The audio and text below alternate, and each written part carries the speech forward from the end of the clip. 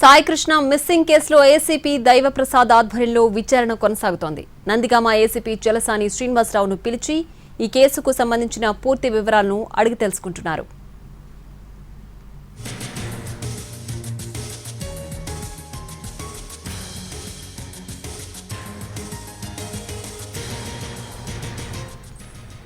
నవీన్ రెడ్డి హత్య కేసులో సాయికృష్ణ నిందితుడిగా ఉండడంతో ఆ వివరాలను సేకరిస్తున్నారు.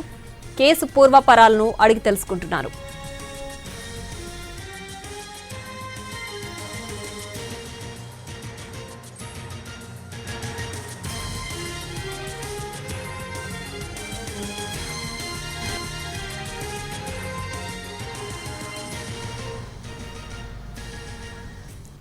సాయికృష్ణ మిస్సింగ్ కేసులో ఏసీపీ దైవప్రసాద్ ఆధ్వర్యంలో విచారణ కొనసాగుతోంది. నందిగామ ఏసీపీ చలసాని శ్రీనివాసరావును పిలిచి ఈ కేసుకు సంబంధించిన పూర్తి వివరాలను అడిగి తెలుసుకుంటున్నారు. మరిన్ని డీటెయిల్స్ మా ప్రతినిధి వినయ్ అందించడానికి సిద్ధంగా ఉన్నారు లైవ్ లో. వినయ్, ప్రస్తుతం సాయికృష్ణ కేసుకు సంబంధించి విచారణకు సంబంధించి డీటెయిల్స్ ఏంటి?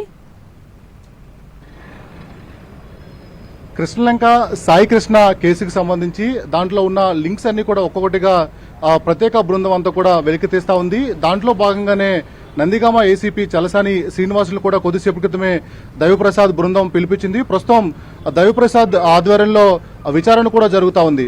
అటు ఇప్పటికే ఈ సాయికృష్ణ కేసుకు సంబంధించి కూడా కీలక లింకప్స్ ఉన్నాయని కూడా ఒక్కొక్కటి కూడా బయటకు తీస్తా ఉంది. గత కొన్ని నెలల కిందట నవీన్ రెడ్డి అనే వ్యక్తిని సాయికృష్ణ మర్డర్ చేశారు. ఇదంతా కూడా జగ్గైపేట కేంద్రంగానే జరిగింది. అయితే అటు Saikrishna last case murder case కూడా అతని మీద ఉన్న కేసు కూడా జగ్గైపేటలో జరిగిందని చెప్పొచ్చు. దాంట్లో భాగంగానే అక్కడ ఎందుకు ఇట్లాంటి ఘాతుకానికి పాల్పడ్డాడు, అక్కడ ఏం జరిగిందని దానిపైన కూడా ఈ ప్రత్యేక బృందం అనే దానిపైన దృష్టి పెట్టింది. దాంట్లో భాగంగానే నందిగామ ఏసీపీ చలసాని శ్రీనివాసులను కొద్దిసేపటి క్రితమే ఆ దైవప్రసాద్ బృందం పిలిపించింది. ప్రస్తుతం ఆయన్ని అనేక కోణాల్లో కూడా విచారిస్తా ఉంది. ఎందుకంటే ఆ కేసు తర్వాత పూర్తిగా అనేక పరిణామాలన్నీ కూడా చోటు చేసుకున్నాయి. తర్వాత అటు ఎన్బిడబ్ల్యూకి సంబంధించిన అనేక కేసులు ఉన్నాయి, వాటికి రావట్లేదని చెప్పి తీసుకెళ్లి బెదిరించారు, భయపెట్టారని కూడా ఆరోపణలు ఉన్న నేపథ్యంలో ఆ తర్వాత టాస్క్ ఫోర్స్ ఎంట్రీ ఇలా అన్ని కోణాలపైన కూడా ఆ ఏసీపీ బృందం దైవప్రసాద్ బృందం కూడా విచారణ జరుపుతా ఉంది. అయితే లాస్ట్ గత కొద్ది నెలల కింద జరిగిన